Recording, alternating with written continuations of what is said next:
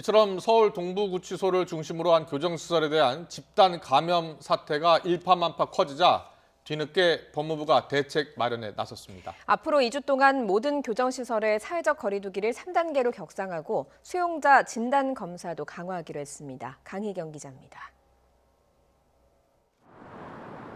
서울 동부구치소발 코로나19 집단 감염과 관련해 법무부가 부랴부랴 대책 마련에 나섰습니다. 법무부는 우선 앞으로 2주 동안 전국 모든 교정시설의 사회적 거리 두기를 3단계로 격상하기로 했습니다. 수용자 일반 접견은 스마트폰을 통한 접견으로 대체하는 등 전면 중단되고 변호인 접견도 원칙적으로 중단하되 불가피한 경우에만 허용할 방침입니다.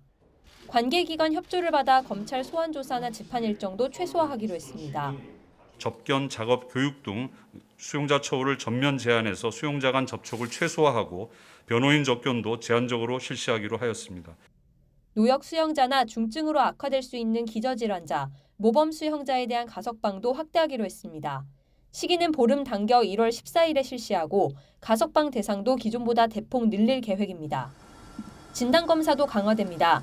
앞서 집단 감염이 발생한 뒤부터는 수용자가 신규 입소할 때 신속항원 검사를 실시하고 3주 동안 격리한 이후 PCR 검사를 실시해 음성일 때만 격리를 해제하고 있습니다.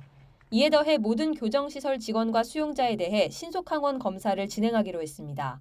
특히 동부구치소와 비슷한 고층 빌딩 시설인 수원구치소와 인천구치소에서는 정확도가 더 높은 PCR 검사가 진행됩니다.